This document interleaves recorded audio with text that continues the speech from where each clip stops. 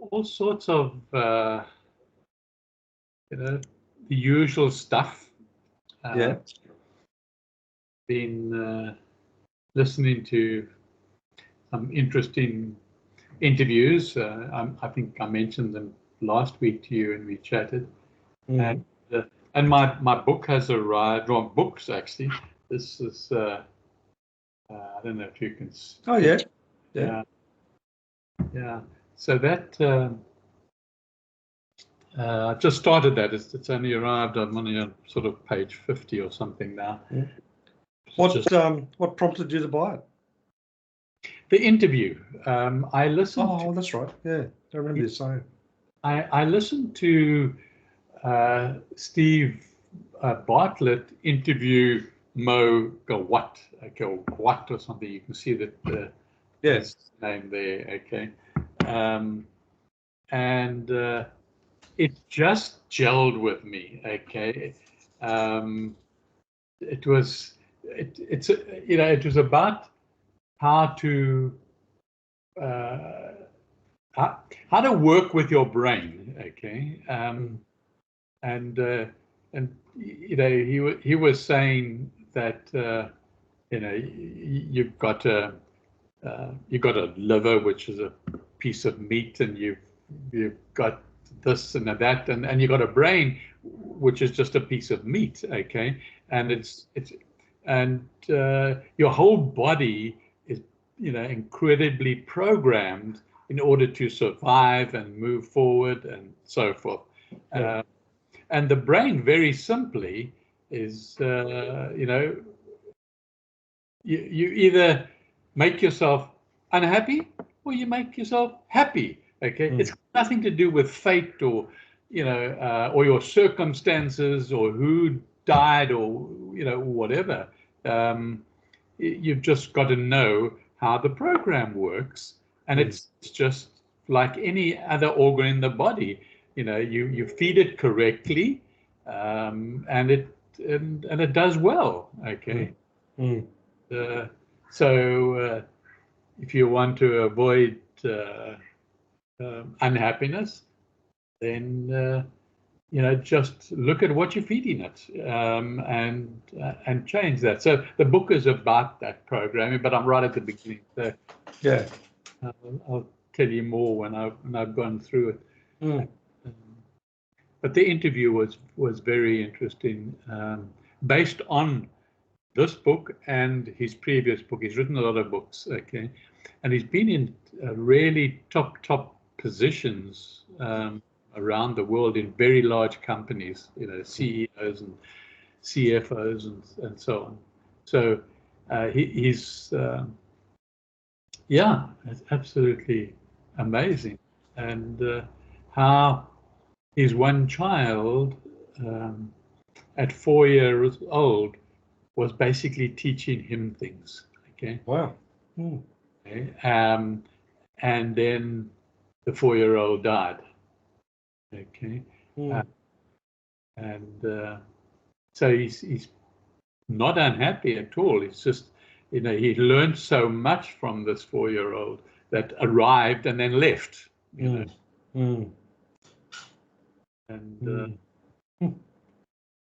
yeah.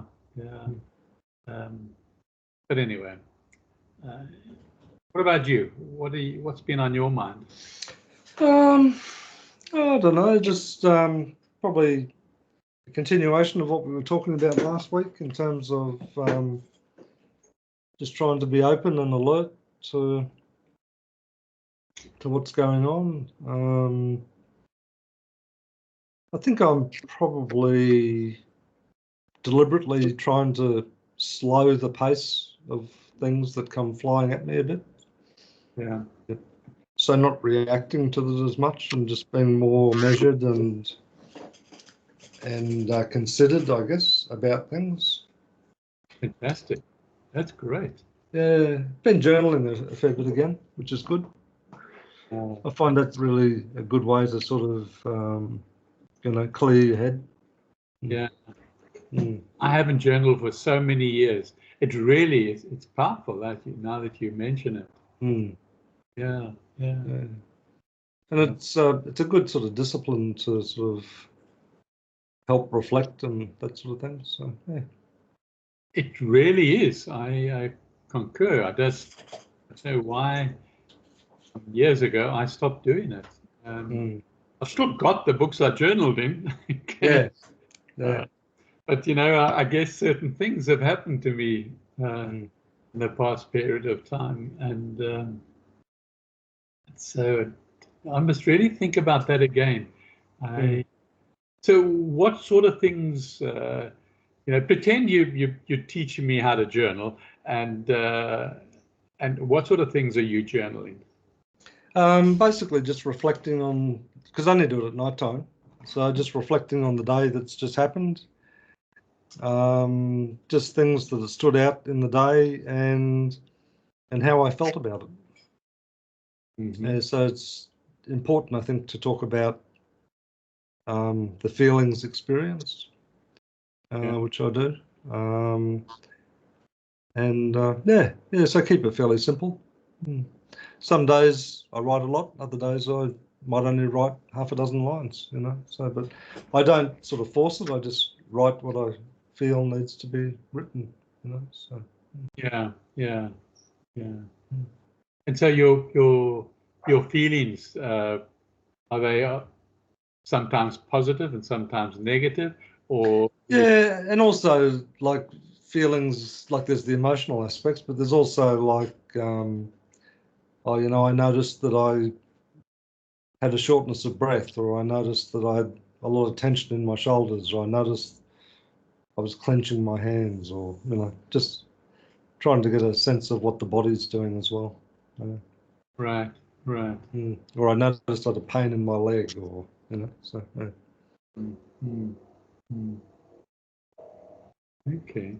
And then do you think about, are you just observing it, writing it down and forgetting about it?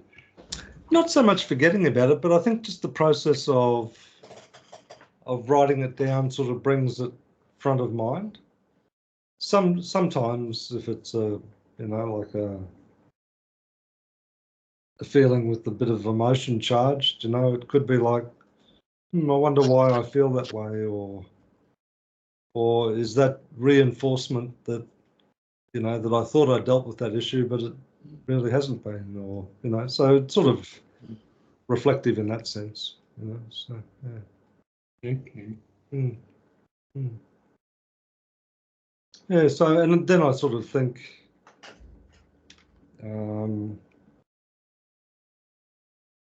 reflecting on the day, but then I guess I think a little bit about, so, what would I like? What would I like it to be? And more of a creative process, I guess, in that sense. Yeah. Okay, that's interesting. So you like rethinking certain things that happened? Yeah, rethinking certain things that happen, and then, like if I sort of feel a bit surprised about it, I think, oh, well, maybe, maybe there's I need to think about, that response a bit more, and then on some issues, it's just like, yeah, no, you know what, this is what I'm going to do, and it's like a real sort of definite decision, and I go and do something. And other times it's like, yeah, I'm still not so sure about that. I just need to ponder that a bit further and just sit with it, just camp out on it. So.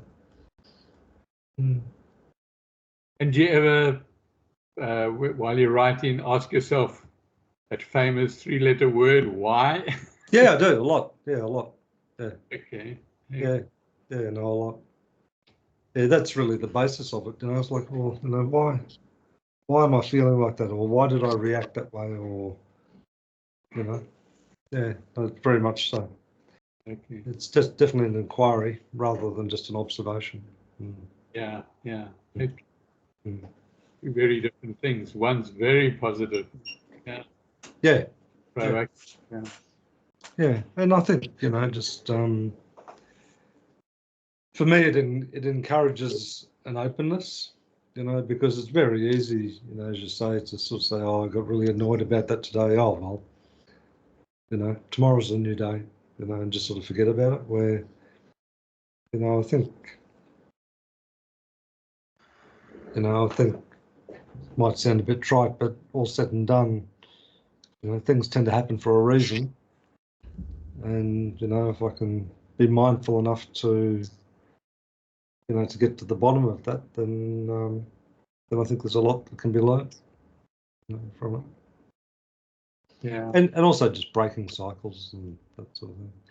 You know, and that's the other thing. I mean, at the moment, I've sort of, I don't know why, but I sort of got a sense that there's a new cycle has started, like on a 7-year cycle sort of thing, you know.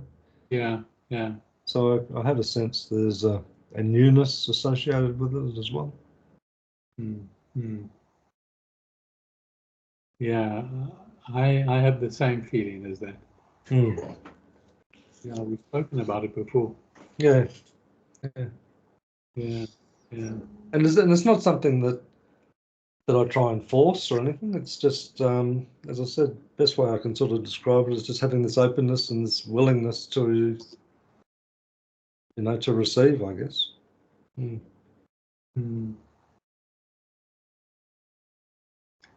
you say receive, where do you think you're receiving from? Oh, from God, I think. Because I mean, in a regular context in my prayer is around one of guidance. So yeah, that's what I feel I'm open to. You know, guidance on being an expression of God's will. Okay. Excuse me being the sort of the devil's advocate. The opposer. You don't think prayers and talking to God and is just putting programs into your mind? No, I don't think so. No, I don't think so. And the reason I say that is that some prayers aren't answered. Other prayers far exceed what I thought I was praying about. So there's a real element of surprise and delight associated with it. And other aspects of the prayer I will probably never know, because it's about, you know, like if you know, pray for a blessing on someone, I mean, how would you know? You know, so, But I have that deep sense of trust and faith that it is. Yeah,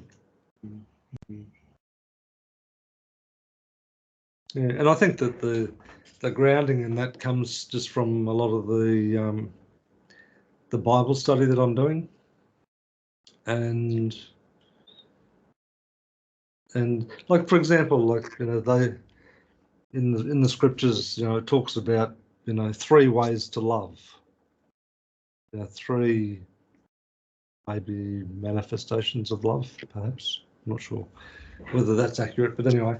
So, like, you know, one of them is that, you know, within the context of the scripture is to avoid sinning. So basically, you know, that you know, what the scripture is telling you, that you accept it and try to live it. So that's one expression of love. The second expression of love could be well, in the scriptures, it's sort of couched as, you know, love your neighbour, but the way I would describe it is not getting entangled, you know, because I think it's words get a bit clumsy, but it's like a bit like an impersonal love. It's a love for the person and an acknowledgement of their humanity and who they are, the fact they're alive, and that type of thing. And then the third manifestation of love is that remarkable scripture, you know, that Jesus says, where he says, you know, love with all of your heart, with all of your mind, with all of your soul, and with all of your energy.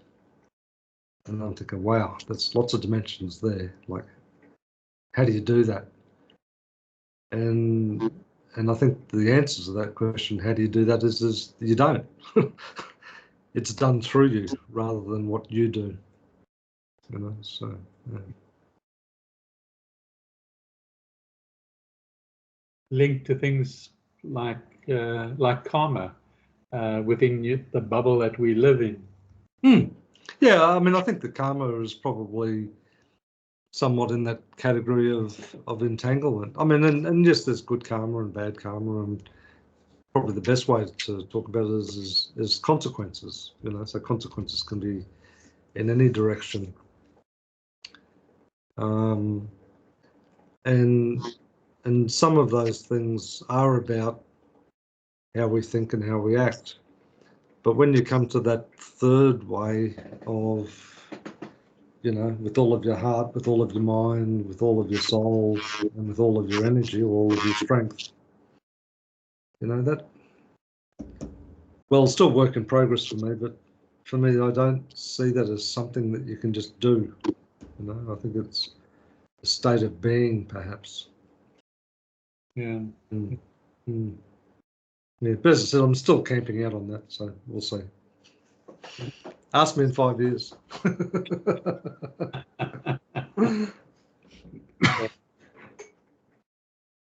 Talking about 5 years.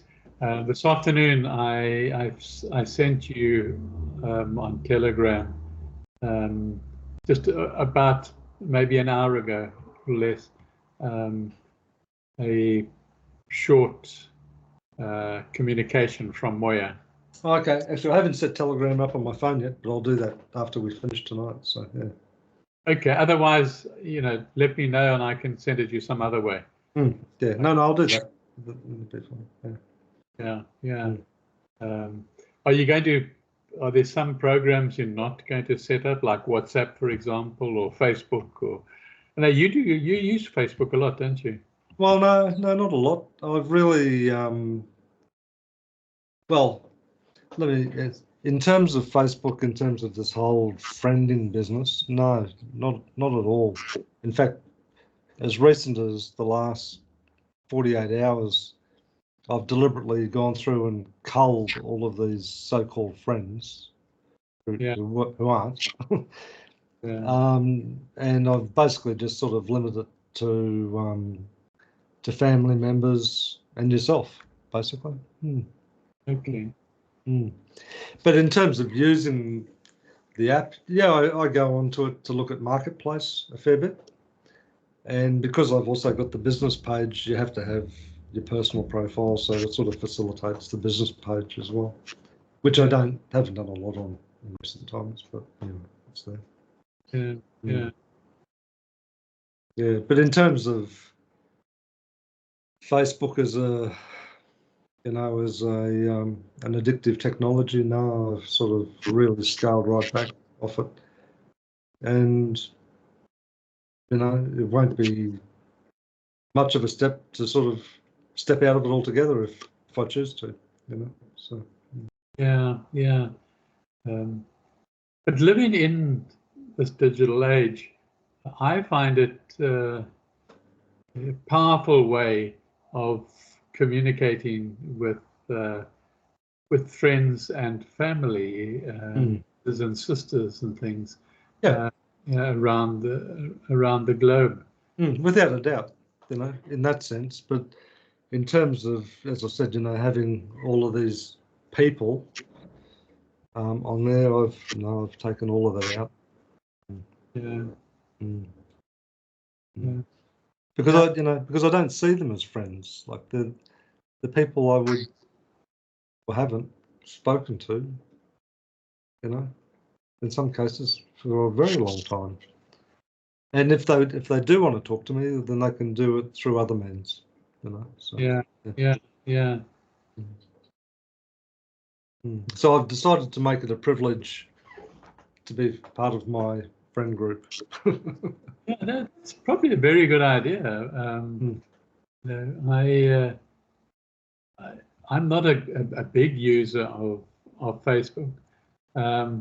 Just recently, strangely enough, I have gone back, but then there seems to be more than one account of mine on Facebook. Okay. And which is mysterious because I think probably in error, maybe at some stage in the past when I couldn't get into my account or something, maybe I did set up another one. But now it's not easy to find them. Okay. Yeah. There's one that it defaults to, and that's what I tend to use is that default, that one. But I'm aware that there are others. Okay. And I also have a business one. Okay. Which I call michaelplumstead.com. And then I call the Facebook page that too. And then that's the same as my website. Yeah. So I'm not sure. I must just check to see if you've linked, which one you've linked to. Yeah, I'll do it this coming week. Yeah, I think, I don't know. Can I tell? Otherwise, send me a message and I'll see where it comes from then. Yeah, that's probably a good way to do it. Yeah. Yeah. Yeah. Yeah, because you're definitely on there. It's a different app, isn't it? It's not the same. I mean, it obviously belongs to Facebook, but you can operate messages separate to Facebook now. Yeah, it seems to be, doesn't it? Yeah, it seems to be takes you to a separate place, but where are we?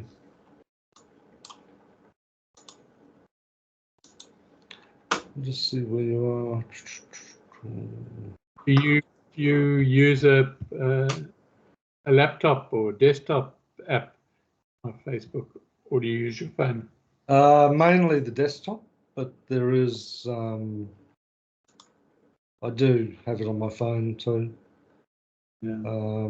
But so I've got to, so it's content writer at michaelplumstead.com. Okay, so that's the business one. Okay. Yeah. Okay, no, that's brilliant. Yeah. So but it's a strange world in which we live, isn't it? With all these apps and it really sort of brought it to the fore with me, setting up this phone pretty much manually. And all of these requests for different permissions, can we have permission to look at this and can we have permission to do this? And I'm thinking, oh goodness, what does that even mean? So, say yes. Yeah, well, I mean, on the one hand, I say, well, I don't really care what people see because I've got nothing to hide. Yeah, that's the point. It's like, I'm not hiding from anything, what you see is what you get sort of thing. But I'm thinking, oh, goodness, so many requests for permission, So, yeah. But anyway, not losing sleep over it, which is the main thing. And to be honest with you too, those day or and a half or 2 days that actually didn't have a phone, I thought I felt quite good. I thought, oh, I could get used to this.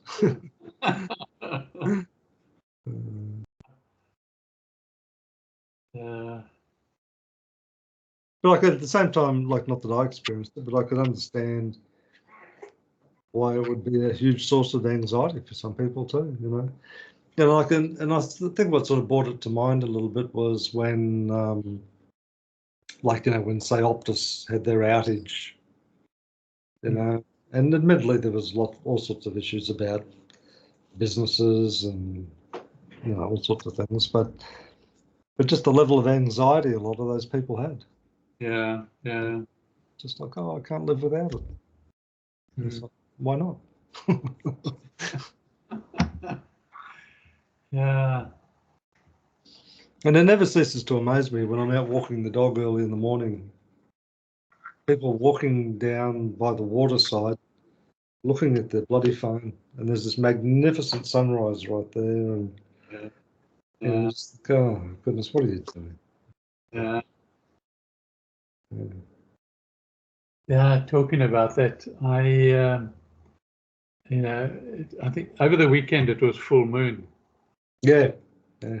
and I didn't first of all realize it was full moon, but on Saturday I felt disgusting. I had no idea. I thought, yes, this is my life drawing to an end now. Okay. Oh, that bad? Oh, wow. Yeah, it was terrible. I went to bed 4 times in the 24 hours. Okay. Goodness. And I slept all 4 times. Okay. And so it was most peculiar. And then Sunday wasn't much different. Okay. Then it started sort of feeling a little bit better on Monday. But then over the weekend, I thought, I wonder whether it does have something to do with, because it couldn't have been mind over matter because I didn't know it was full moon. Okay. Yeah. To start off with, anyway. And yeah, it's strange. Yeah, it is strange. Yeah. But I think sometimes it's it's a bit like when we were talking before. It's possibly that as you have a heightened awareness of something, then you notice it much more. Whereas in the past it might have been feeling a bit so. I think that's so true, Don. I think I think that is really true. Listening to literally a couple of minutes before we contacted each other today, listening to Moya, and I'd be interested in your take when you listen to it. It's I don't know. I'm guessing now. I think it's probably about 10 minutes long, which is a little bit longer than usual. Yeah.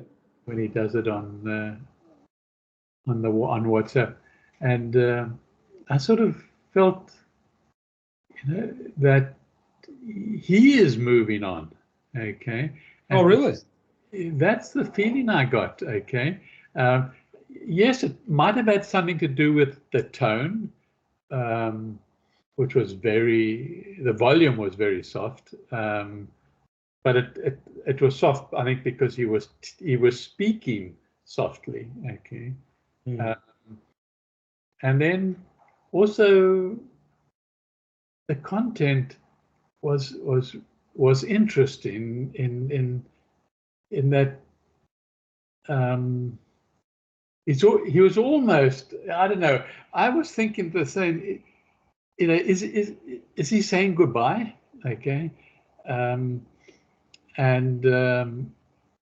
because he spoke about the limitless number of universes. Okay, it's the infinite number of universes. Okay. Yeah. Okay, as opposed to what our telescopes can see and so on.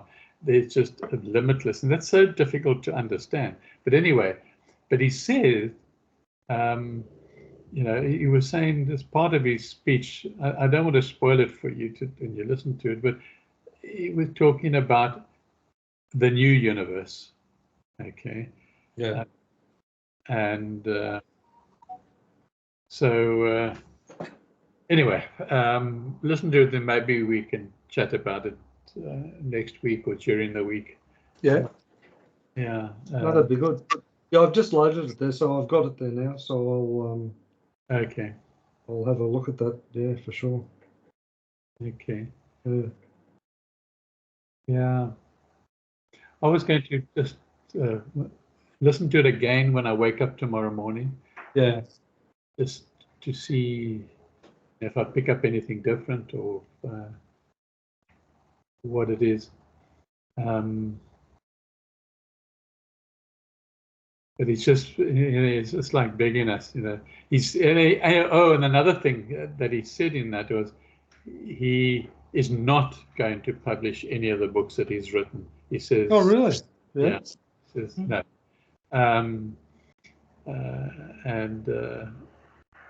So he says the time is just not right. Yeah, I'd love to be face to face with him so I could question him and ask him. But he. So when you'd ask him a question, would he answer you sort of directly, or would he speak in parables, or? He would always answer. Okay, he would always answer the question, but he would always make sure that his answer was going to be of some benefit to you, other than just answering your inquisitiveness, or something like that. Yeah, I understand. Yeah. And so you had a fairly strong sense that was a possibility, yeah? Yeah, definitely have. But I say I'll listen again, probably tonight and again tomorrow morning, just to pick up any nuances that being aware of him. But we'll see. And but it certainly made me think, because he was saying, just take a step forward, that and you'll be led into the new universe. Okay.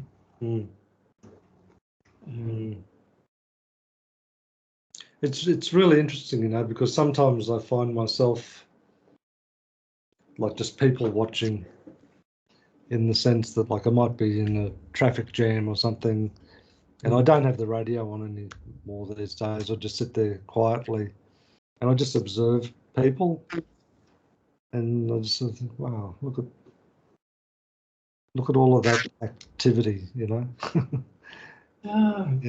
That's interesting that you do that, because this past weekend, Sue wanted to rush around and do some shopping in a quite large shopping center called Gateway here, and I said I'll come with you, but I'll sit and I'll have a cup of coffee, and you go and do your things. And so I sat and I observed people. Okay. And it was really so interesting. And another thing that is also, I find interesting, is that I just love to observe young children, like preschool, primary school, earlier. They just seem to have something, all of them just have something about them that just, I don't know, I can't say glows, because it wasn't a physical glow. And they all seem to be so happy. Okay. And there's a real sort of vital energy associated with them, isn't there? A real. Yes. And the one, there was some, I was in a big sort of open space, like a foyer type thing in a shopping center, and a section of it was these square blocks, and just about every single child, okay, would skip onto those blocks, so, and this way, that way, and you think, wow, it's so beautiful, okay, to watch that energy, and then there are others where the child wants to let go of the mother's hand, and if you manage to free themselves, they start dancing in the air, and the mother comes back and says, "Come here," grabs her, restrains them, Oh, yeah. Yeah, it's such a joyous energy, isn't it? It really is. Yeah. It was, that's certainly remarkable. Somehow, I guess maybe did you and I used to be like that at that age? I don't know, yeah, and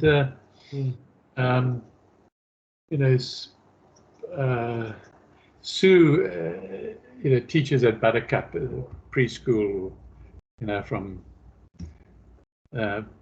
young age up to about 5 years old before they go to primary school.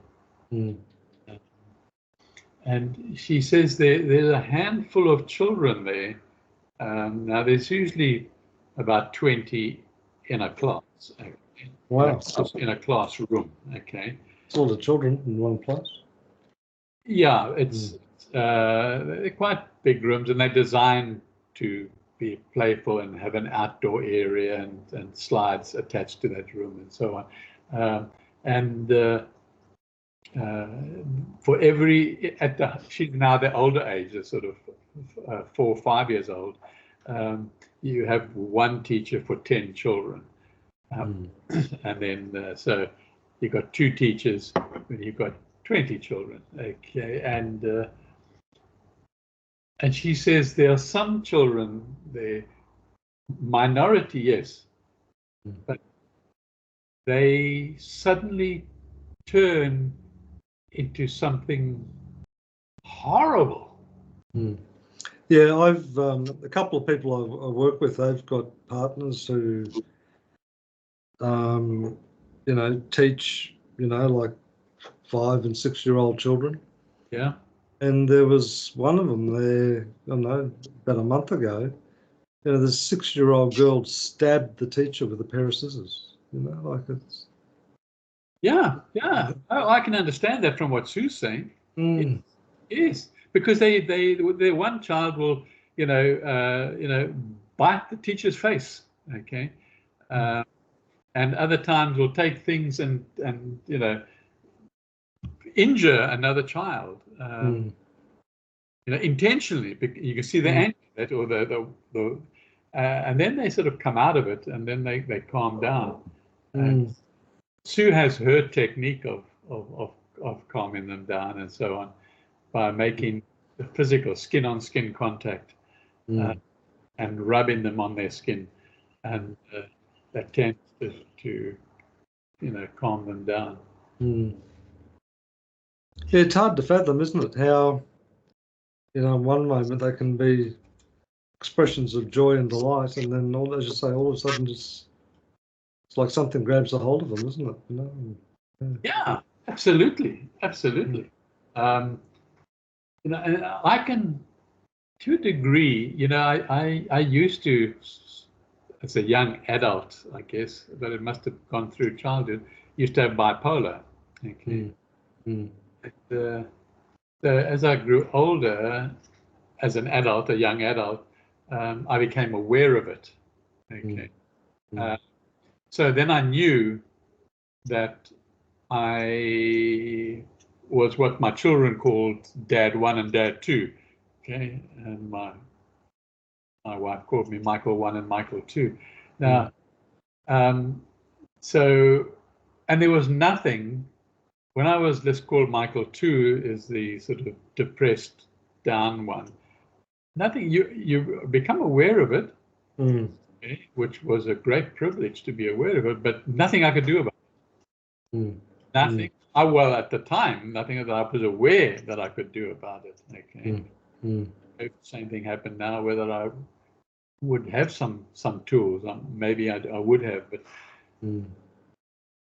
so I guess that's the same thing that not necessarily bipolar that happens, but whatever happened to me maybe is happening to these odd children that we speak about. Could be.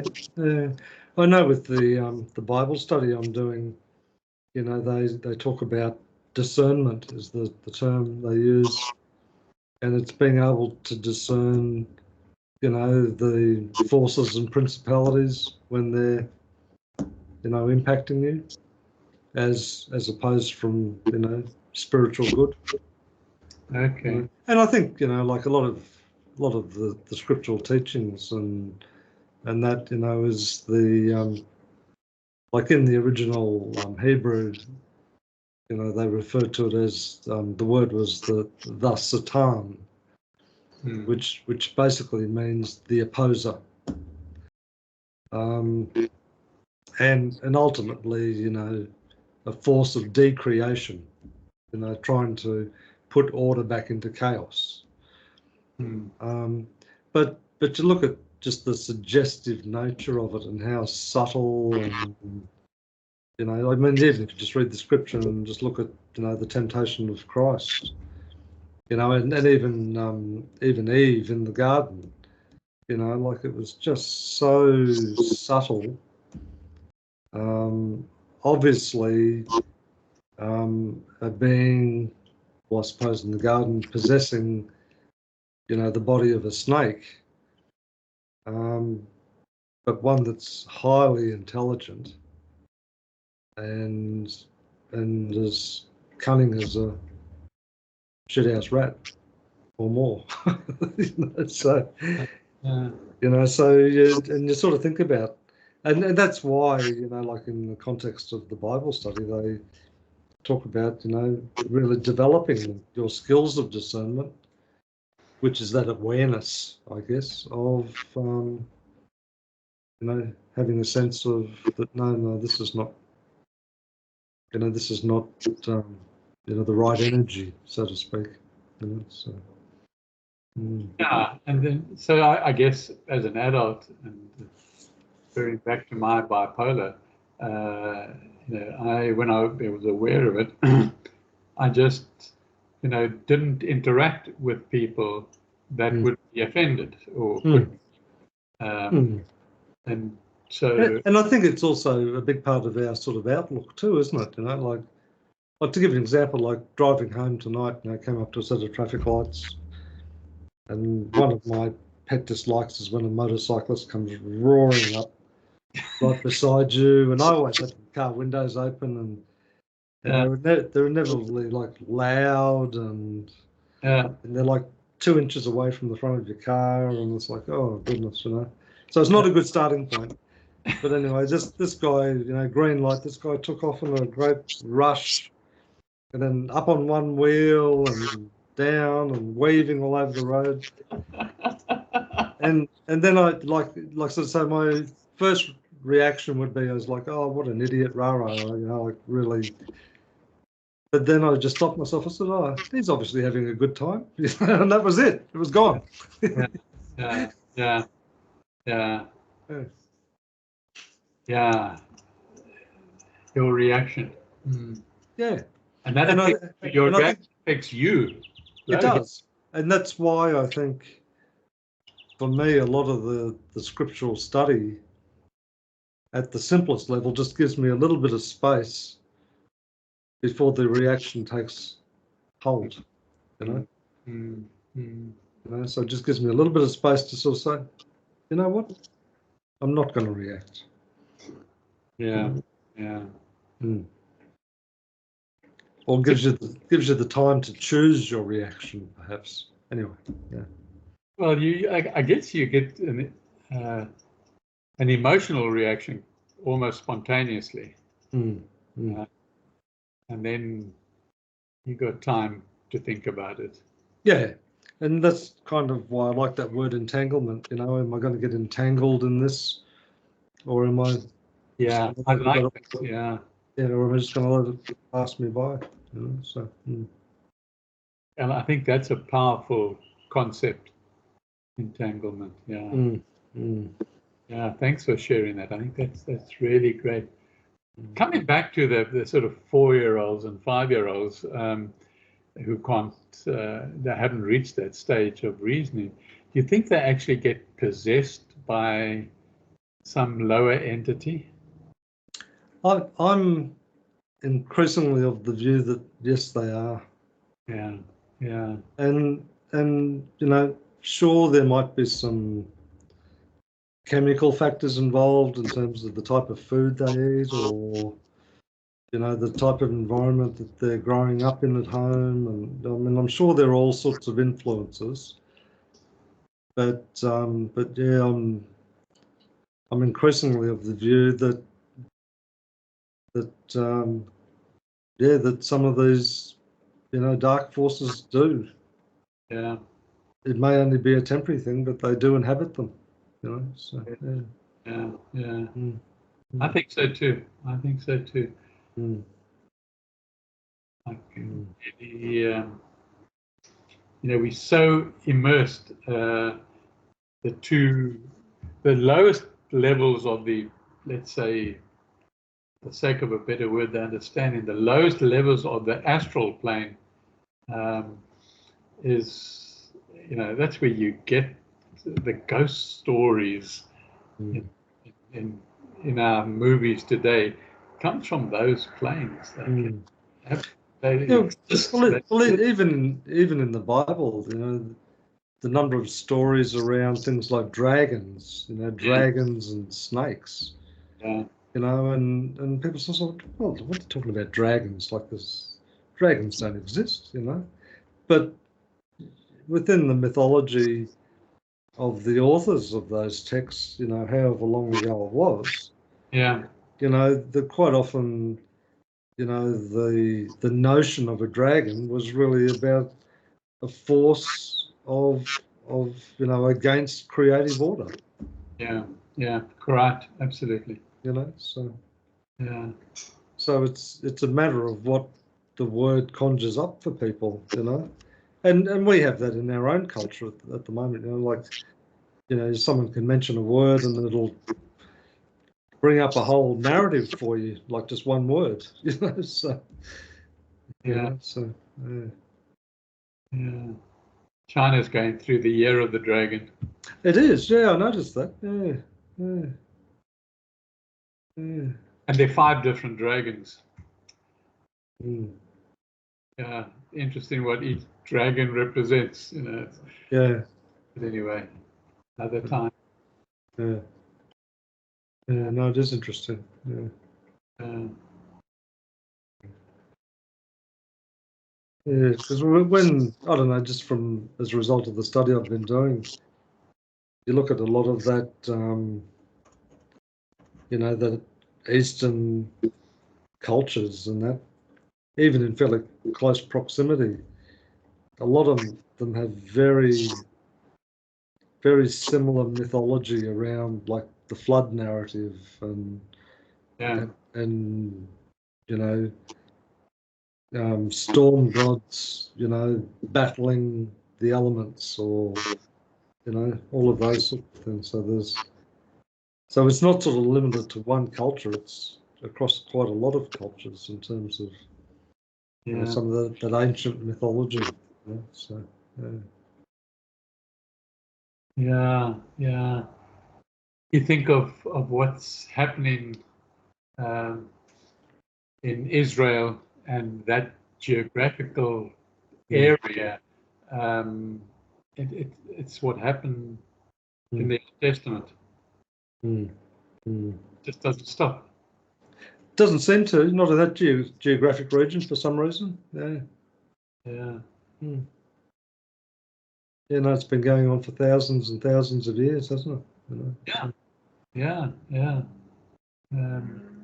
And the people have changed probably for the worst, and they've used their brains to make atomic weapons and other really destructive weapons. No, it seems to be a lot of their energy is directed to so-called military deterrence, haven't they? So, Yeah. No, it can't be a good thing. Yeah, well, it's bringing to an end. Or maybe it's bringing the beginning, because where there's a new beginning, there has to have been an ending. Yeah, that's right. Yeah.